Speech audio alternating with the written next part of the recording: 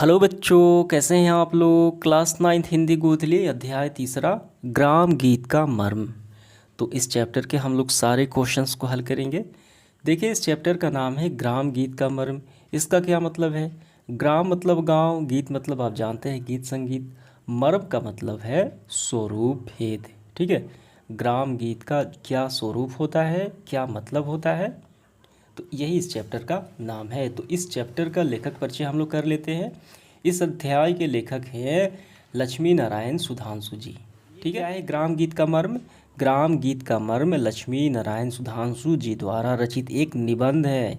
इन्होंने इस निबंध के माध्यम से जो गाँव में गीत गाई जाती है स्त्रियों द्वारा चक्की पीटते समय, धान कूटते समय, ठीक है, और विभिन्न क्रियाकलापों में जन्म, मुंडन, विवाह, शादी, ये सारे इन अवसरों पे जो गीत गाए जाते हैं गाँवों में, वही कहलाता है ग्राम गीत। तो लेखक द्वारा सुधांशु जी द्वारा इस निबंध को लिखने का मुख्य उद्देश्य क्या है। उनका उद्देश्य ये है, ये बताने का जो ग्राम में गीत गाए जाते हैं वो जीवन की शुद्धता और भावों की सरलता को जितना मार्मिक ढंग से वो वर्णन करते हैं, शायद अन्य कोई कला गीत नहीं करते। जो सामान्य सी जो हम गीत संगीत सुनते हैं वो होते हैं कला गीत, ठीक है, और वो होता है ग्राम गीत जो गांव में गाए जाते हैं महिलाओं द्वारा। तो यही व्यक्त करता है। तो आइए इस चैप्टर के हम लोग सारे क्वेश्चंस को हल करते हैं काफ़ी अच्छे से। पहला प्रश्न क्या है, ग्राम गीतों का मर्म निबंध में व्यक्त सुधांशु जी के विचारों की सार के रूप में प्रस्तुत करें। तो जो सुधांशु जी ने अपने विचार दिए हैं इस निबंध के माध्यम से, यहाँ पे ध्यान देना है, विचारों की सार के रूप में प्रस्तुत करें, यानी सभी विचारों को मिलाकर एक विचारों की सार के रूप में हमें बताना है कुल मिलाकर। ठीक है, तो आइए इसका आंसर करते हैं। तो यहाँ पे समझिए, प्रस्तुत निबंध में सुधांशु जी ने ग्राम गीत का मर्म जो है वो उद्घाटन करते हुए क्या कहा है कि ये प्रतिपादन किया, यानी मुख्य उद्देश्य है जीवन की शुद्धता और भावों की सरलता का जितना मार्मिक वर्णन ग्राम गीतों में मिलता है उतना परवर्ती कला गीतों में नहीं। ठीक है, ये हमें लिखना है। तो इसको हम कैसे अच्छे से लिए, पहले के आंसर हमें ऐसे करना है।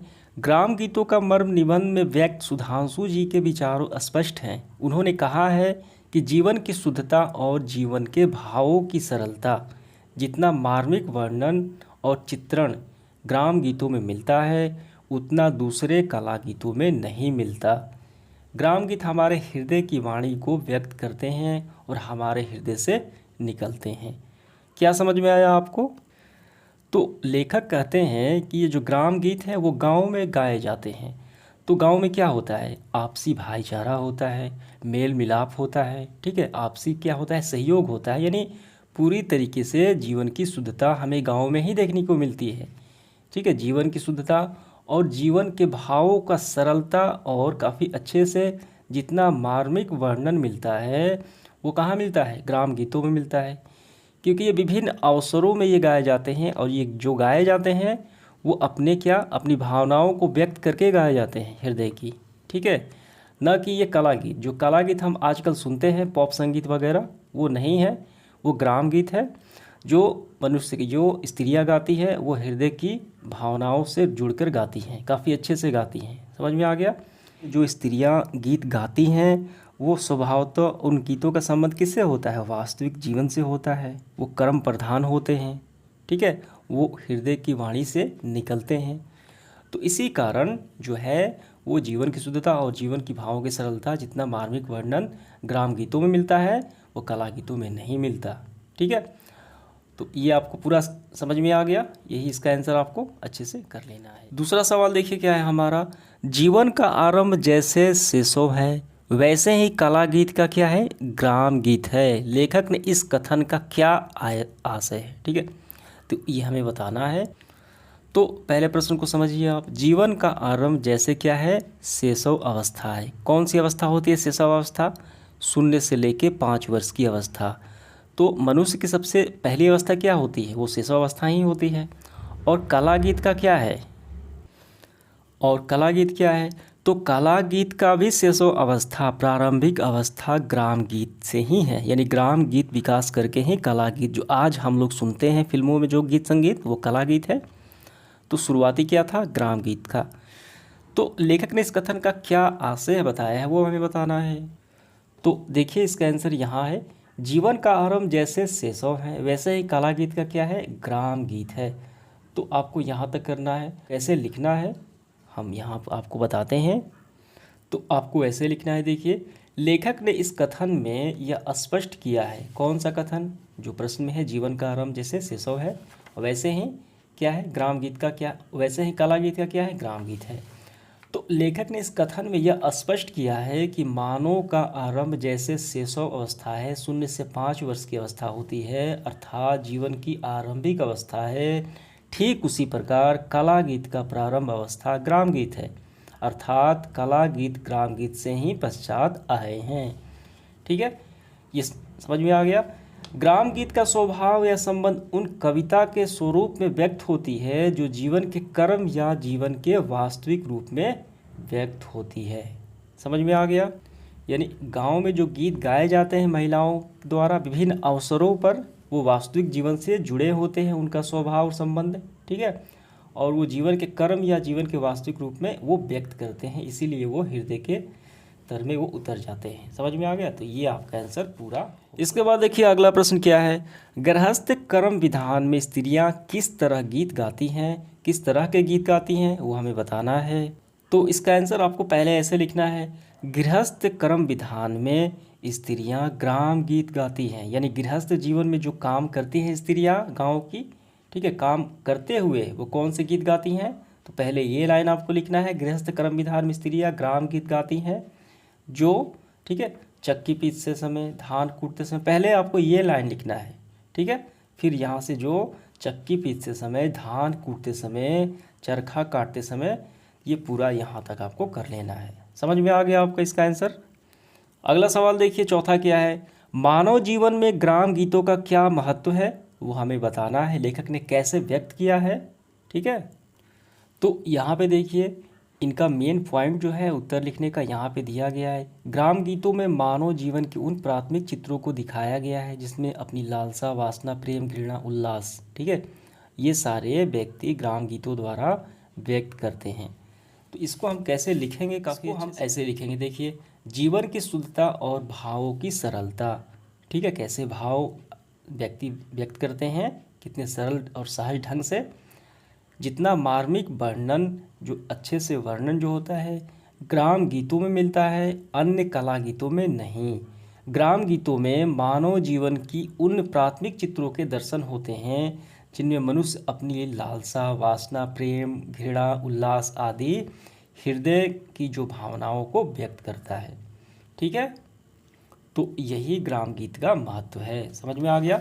इसके बाद देखिए अगला सवाल हमारा क्या है, पांचवा, ग्राम गीत हृदय की वाणी है, मस्तिष्क की ध्वनि नहीं, आशय स्पष्ट करना है, इन कथन का क्या मतलब है। तो देखिए ग्राम गीत हृदय की वाणी है, मस्तिष्क की ध्वनि नहीं, तो ये जो पूरे कथन है यही आपका आंसर हो जाएगा। तो हमें इसका आंसर काफ़ी अच्छे से व्याख्या पूर्वक कैसे लिखेंगे, ग्राम गीत हृदय की वाणी है, मस्तिष्क की ध्वनि नहीं, अर्थात ग्राम गीत हमारे हृदय की भावनाओं को स्पष्ट रूप से दर्शाते हैं, अर्थात व्यक्त करते हैं। इसकी विशेषता यह है कि ये गाए जाने वाले की व्यक्तित्व को प्रधान न करके उनके भावों को, विचारों को मार्मिकता के साथ व्यक्त करते हैं। इसीलिए कहा गया है ग्राम गीत हृदय की वाणी है, मस्तिष्क की ध्वनि नहीं। समझ में आ गया। आगे बढ़ते हुए देखिए अगला सवाल हमारा 6 नंबर, ग्राम गीत की प्रकृति क्या है वो हमें बताना है। तो देखिए ग्राम गीत की जो प्रकृति है वो स्त्री प्रधान जो प्रकृति है, ठीक है, लेकिन ये स्त्रियों द्वारा ज़्यादा गाए जाते हैं। हालांकि ये पुरुषों द्वारा भी गाए जाते हैं, हल जोते समय, नाव खेलते समय, पालकी ढोते समय, ठीक है, स्त्री पुरुष भी इसे गाते हैं, लेकिन ज़्यादातर स्त्रियाँ ही गाती हैं। तो इसकी प्रकृति कैसी है, स्त्री रूप है।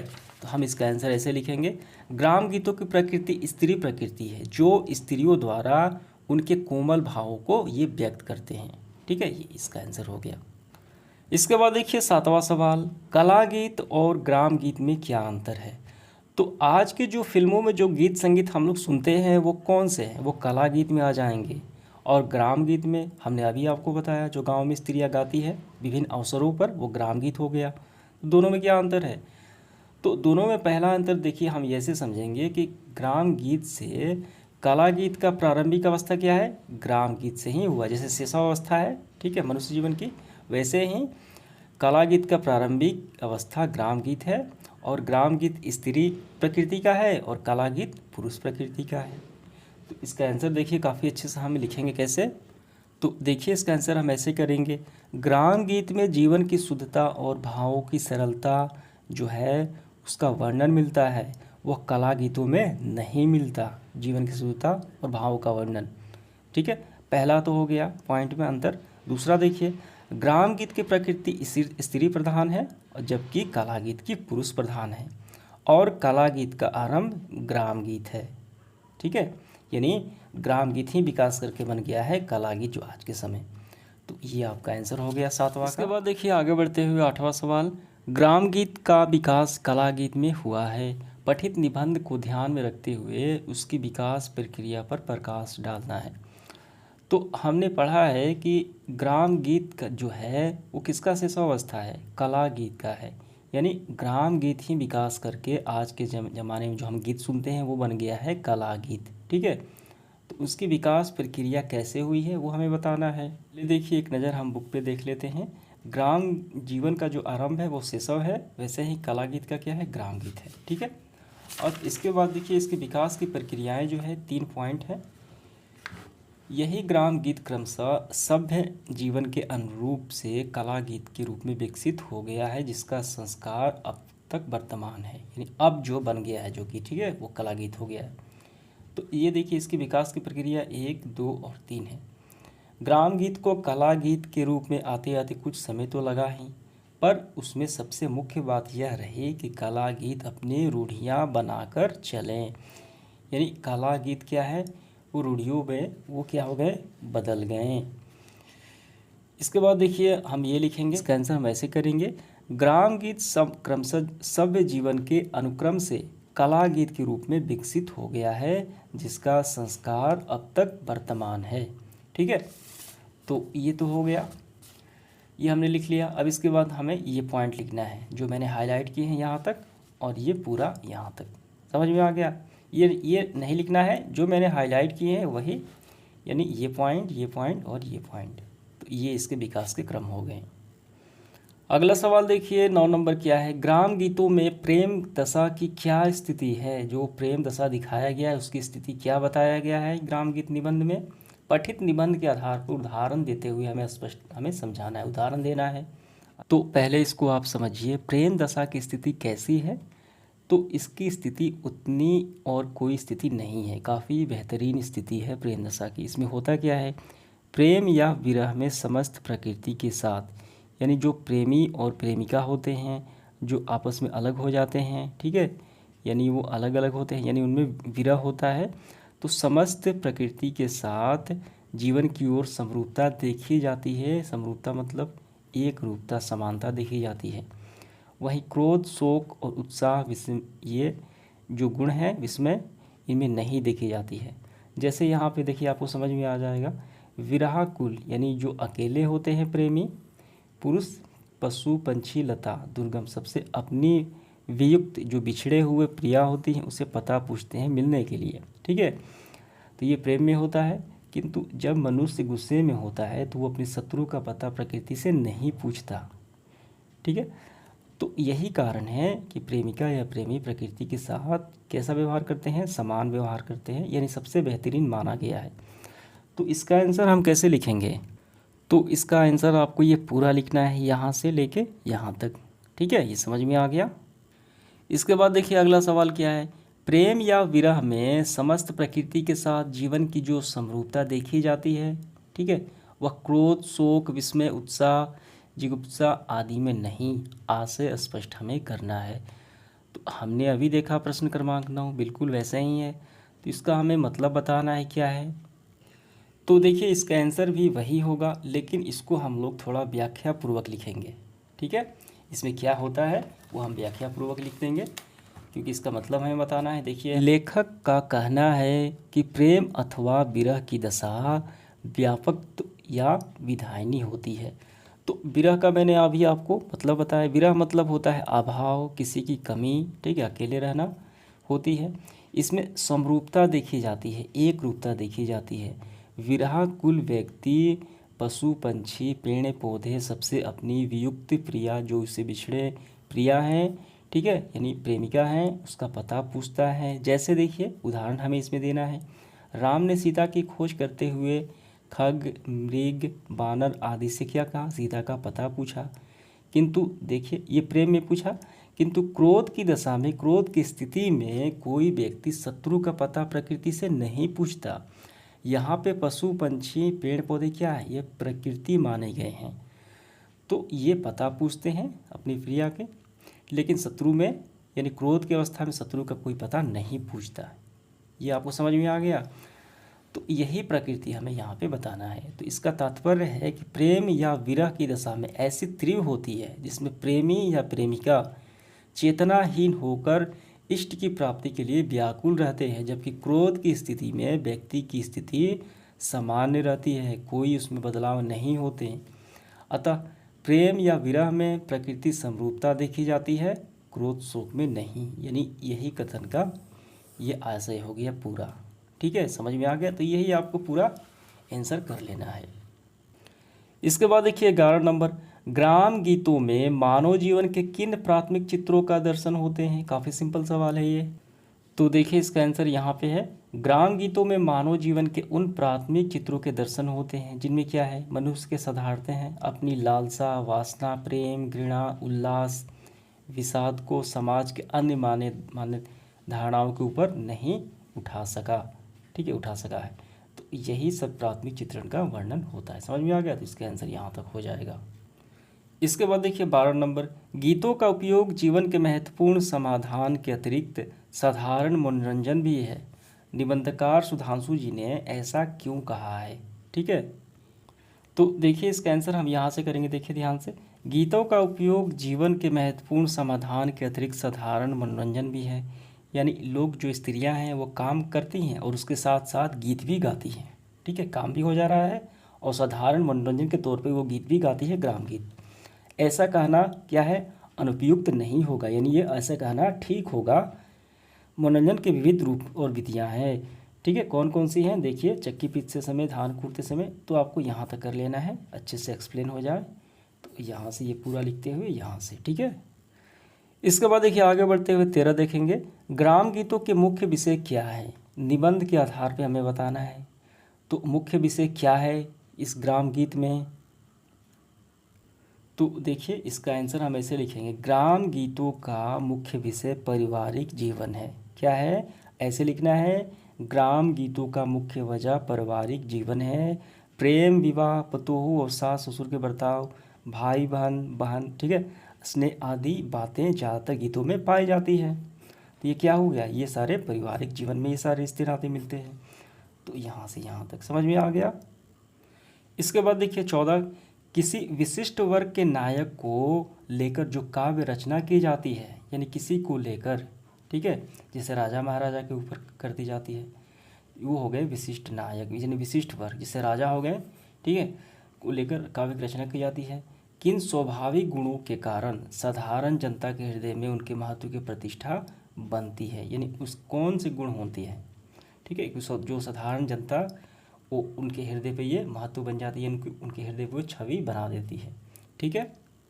तो 14 का आंसर ये रहा, राजा रानी, राजकुमार या राजकुमारी या ऐसे ही समाज के किसी विशिष्ट वर्ग के नायक को लेकर काव्य की रचना, जो प्रणाली बहुत प्राचीन काल से चली आ रही थी, उसका संस्कृत साहित्य विशेष महत्व था।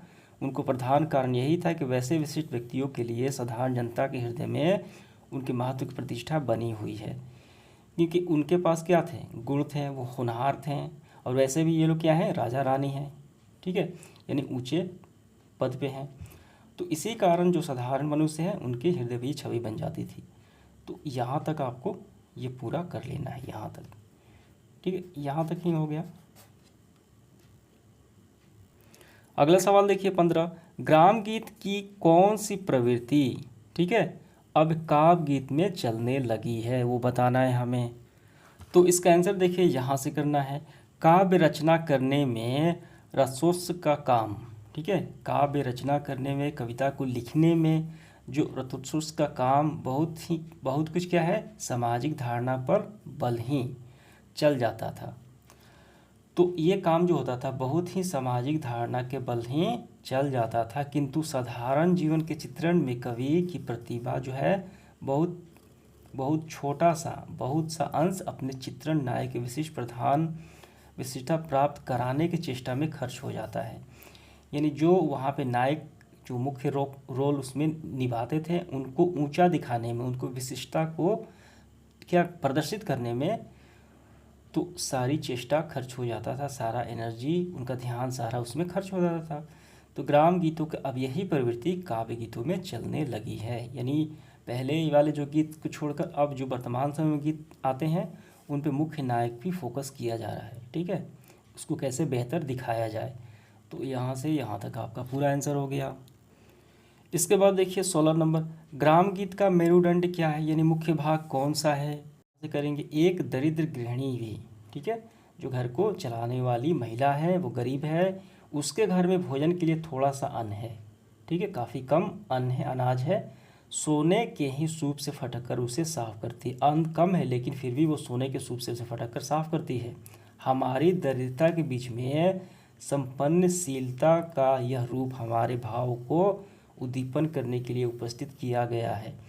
यानी दिखावा वाला यहाँ पे बात की गई है, ठीक है। घर में अनाज नहीं है लेकिन फिर भी उसे सोने के सूप में फटका जाता है। ऐसे वर्णित कला गीत में चाहे विशेष महत्व प्राप्त न हो, किंतु ग्राम गीत में ये मेरुदंड समझे जाते हैं। समझ में आ गया। तो यानी इसका मतलब ये हुआ, जो ग्राम गीत गाए जाते हैं स्त्रियों द्वारा, वो कैसे गाते हैं, चाहे वो कैसी भी परिस्थिति हो, वो सामने वाले को इस तरीके से गाती हैं कि हृदय के भाव सामने वाले को क्या करें, दिलों को छू जाए, ठीक है। तो यही कारण है कि ग्राम गीत जो है वो हृदय की वाणी कही जाती है। समझ में आ गया। यानी उनको अच्छे से प्रदर्शित करना होता है चाहे किसी भी परिस्थिति में। तो ये आपका पूरा आंसर हो गया। इसके बाद देखिए 17 नंबर, प्रेम दशा जितनी व्यापक विधायनी होती है, जीवन में उतनी ही कोई स्थिति नहीं। प्रेम के इस स्वरूप पर विचार करें और आशय स्पष्ट करें। तो देखिए इसका आंसर जो है वो सवाल नंबर 10 में है। तो यहाँ पे क्या है, प्रेम दशा जितनी व्यापक विधायनी होती है, यानी प्रकृति से वो जुड़ी होती है, ठीक है, जीवन में उतनी और कोई स्थिति नहीं होती, यानी क्रोध वगैरह वो सब नहीं होता, ठीक है। तो आइए इसका आंसर करते हैं। तो देखिए इसका आंसर हमें ऐसे करना है, प्रेम दशा जितनी व्यापक और विधायनी होती है, जीवन में उतनी कोई स्थिति नहीं है, ठीक है। तो आपको पहले ये पूरा लिखते हुए यहाँ तक कर लेना है, और उसके बाद आपको थोड़े से ये लाइन, यानी प्रिय के अस्तित्व के सृष्टि व्यापिनी भावना से जीवन और जगत में कोई वस्तु अलग नहीं रह सकती, ये पूरा लिखते हुए यहाँ तक कर लेना है। समझ में आ गया। इसके बाद देखिए प्रश्न क्रमांक 18, कला गीतों में पशु पंछी लता द्रुम आदि के जो प्रश्न पूछे गए हैं उनके उत्तर में वो मौन रहे हैं, ठीक है। विरही यक्ष की मेघदूत से भी मौन रहा है। लेखक ने इस कथन से क्या सहमत है, यदि है तो विचार हमें देना है। तो यहाँ पे देखिए कला गीत में, ठीक है, कला गीत में जो पशु पंछी ये सवाल पूछे गए हैं सभी क्या है, मौन रहे हैं। यहाँ तक कि विरही यक्ष भी, मेघदूत भी मौन रहा है। तो देखिए इसका आंसर देखिए यहाँ है, ये आप जब पढ़ेंगे तो आप यहाँ पे पाएंगे कि विरही यक्ष मेघदूत भी मौन रहा है, किंतु ग्राम गीत के मौन दूत नहीं रहता, क्योंकि ये क्या है, ये हृदय की वाणी होती है। तो ये पूरा व्याख्यात्मक हम इसका आंसर कैसे लिखेंगे, देखिए काफ़ी अच्छे से। तो देखिए हम ऐसे लिखेंगे, कला गीतों में कल्पना प्रधान होती है। जो कला गीत हैं वो सिर्फ कल्पना प्रधान पे आधारित होते हैं, इनमें हृदय की भाव नहीं है, प्रेम नहीं है, ठीक है। जबकि ग्राम गीतों में क्या है, हृदय की भावना है, लालसा प्रेम से संबंध है, जिसमें प्रेम और विरह की भावना अवस्था क्या होती है, प्रखर होती है, इसी कारण, ठीक है। अब इसके बाद फिर लाइन, यानी ये पूरा कला गीत में पशु पंछी लता द्रुम में सारे प्रश्न पूछे गए, वो मौन रहे, यहाँ तक कि विरही यक्ष का मेघदूत भी मौन रहा, किंतु ग्राम गीत में नहीं रहता है। तो ये आपका आंसर हो गया। पहले ये लिखने के बाद ही लिखना है आपको ये। इसके बाद देखिए इस सेशन का आखिरी सवाल हमारा, ग्राम गीत का मर्म निबंध जो शीर्षक है यहाँ मर्म शब्द का प्रयोग क्यों किया गया है वो हमें बताना है। तो देखिए इसका आंसर हम यहाँ पे स्क्रीनशॉट के माध्यम से कर देते हैं, वहीं से आपको काफ़ी अच्छे से कर लेना है। ठीक है, तो ये समाप्त होता है हमारा सेशन। अब इसके बाद देखिए ग्रामर है, ये अपने से आपको कर लेना है। धन्यवाद।